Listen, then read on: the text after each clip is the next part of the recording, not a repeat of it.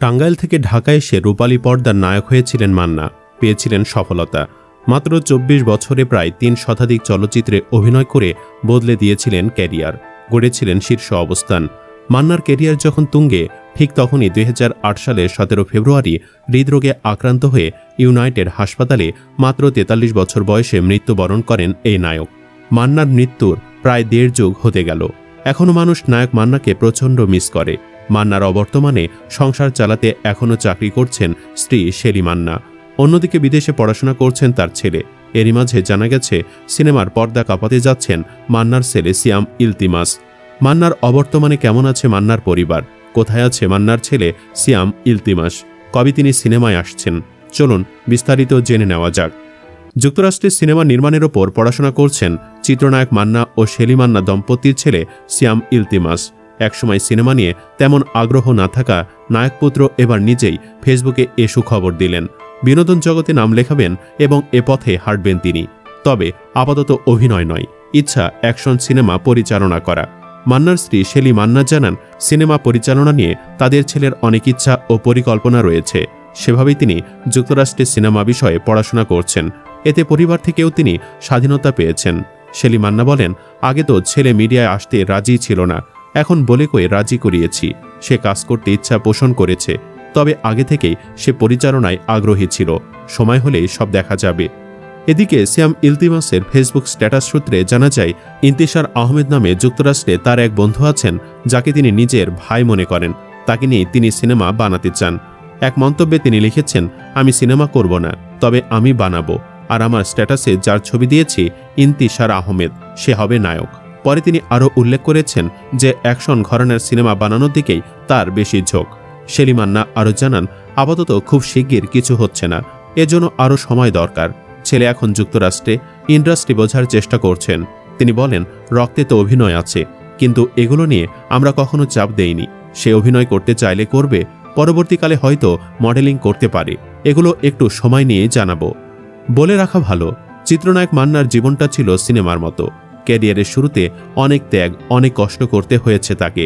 এফডিসির office পাড়ায় ঘোরাঘুরি আর নিয়মিত পরিচালকদের কাছে ধর্ণা দিতে হতো। কাজ করেছেন অ্যান্টিহিরো ও পার্শ্ব নায়কের চরিত্রেও। সেই মান্নায় একসময় হয়ে ওঠেন গণমানুষের নায়ক। মান্নার জীবন কাহিনী নিয়ে সিনেমা বানানোর পরিকল্পনার কথাও জানালেন তার স্ত্রী শেলি মান্না। মান্নার মৃত্যু রহস্য নিয়ে চলমান মামলার কার্যক্রম শেষ হলেই সিনেমার কাজ শুরু করতে চান তিনি। ১৯৮৪ সালে বিএফডিসি আয়োজিত নতুন মুখের সন্ধানে প্রতিযোগিতা দিয়ে রূপালী জগতে আগমন হয় নায়ক মান্নার। ১৯৮৬ সালে বড় পর্দায় অভিনয় শুরু করা মান্নার একক নায়ক হয়ে উঠতে সময় লাগে প্রায় ৫ বছর। ১৯৯১ সালে মোস্তফা আনোয়ার পরিচালিত কাশেম মালার প্রেম সিনেমায় প্রথম একক নায়ক হিসেবে কাজ করেন মান্না। এরপর শুধু এগিয়ে যাওয়ার পালা। জনপ্রিয়তার তুঙ্গে থাকা অবস্থায় ২০০৮ সালের ১৭ ফেব্রুয়ারি মাত্র ৪৪ বছর বয়সে হৃদরোগে আক্রান্ত হয়ে মারা যান মান্না। তবে মান্নার মৃত্যুকে স্বাভাবিক মেনে নিতে পারেনি তার পরিবার। মান্নার মৃত্যুতে চিকিৎসায় অবহেলার অভিযোগ এনে ২০০৮ সালের ১৭ সেপ্টেম্বর রাজধানীর ইউনাইটেড হাসপাতালের ৬ চিকিৎসকের বিরুদ্ধে মামলা করা হয়। মান্নার মৃত্যুর ১৬ বছর চলে গেলেও নিষ্পত্তি হয়নি মামলাটির। মান্নার জীবনের শেষ রহস্যটুকু তুলে ধরতেই অপেক্ষা করছেন শেলি মান্না। মান্নার মৃত্যুর পর কেমন ছিল তাদের জীবন, বর্তমান কেমন আছেন জানতে চাইলে মান্নার স্ত্রী শেলি বলেন, মান্নার মৃত্যুর পর অনেককেই পাশে পায়নি। তখন একজনই এগিয়ে এসেছিলেন, তিনি চাষী নজরুল ইসলাম। উনিও আজ নেই। তখন চলচ্চিত্র অঙ্গনের যাদের কাছ থেকে সহযোগিতা আশা করেছিলাম তাদেরই পাশে পায়নি। কিছু মানুষের কাছ থেকে সহযোগিতা পাওয়ার কথাই ছিল না, অথচ তারাই সহযোগিতা করেছেন আমাদের। তবে দিন শেষে আমাকে একাই লড়তে হয়েছে। ১৬টা বছর সংগ্রাম করে যাচ্ছি। ১৬ বছরের অভিজ্ঞতায় বুঝেছি, এখন লোক দেখানো কাজের মানুষই বেশি পৃথিবীতে। মানুষের পাশে দাঁড়ানোর মতো সৎ লোকের সংখ্যা পৃথিবীতে খুব কম। আমি চাকরি করছি, সংসার আছে, ছেলে আছে, মান্নারও অনেক কাজ বাকি আছে। সবগুলোই এক হাতে সামলাচ্ছি। আমি জানি মান্না বেঁচে থাকলে কাজগুলো আমার করা লাগতো না। সত্যি বলতে উনি বেঁচে থাকাকালীন পৃথিবীতে কখনোই একা মনে হয়নি নিজেকে। এখন সত্যি বড্ড একা লাগে। মান্নার প্রসঙ্গে ফেরা যাক। নায়ক হিসাবে মান্নার ক্যারিয়ার ছিল খুব উজ্জ্বল। শুরুতে একক নায়ক হিসাবে সুযোগ না পেলেও একসময় মান্নার নামে সিনেমা চলত। শুধু কি তাই, তাকে কেন্দ্র করে গল্পও লেখা হতো। এরকম রেকর্ড কম নায়কের ভাগ্যে জুটেছে। প্রতিবাদী চরিত্রে নায়ক মান্না ছিলেন অতুলনীয়। অনেকে বলতেন প্রতিবাদী চরিত্রের নায়ক মান্না। প্রতিবাদী চরিত্রে দুর্দান্তভাবে মানিয়ে যেতেন। খেটে খাওয়া সাধারণ মানুষেরাও তাকে খুব পছন্দ করতেন। একেবারে নিম্নবিত্ত থেকে উচ্চবিত্ত সবাই ছিলেন তার সিনেমার দর্শক। মান্না অভিনীত অনেক সিনেমা ব্যবসা সফল হয়েছে। আজও তার সিনেমার বহু সংলাপ মানুষের মুখে মুখে শোনা যায়। আয়ুব বাচ্চু ও জেমস তার সিনেমায় গান করেছিলেন। সেই গানগুলো এখনও মানুষের মুখে মুখে ফেরে। মান্নার স্বপ্নের নায়ক ছিলেন নায়করাজ রাজ্জাক।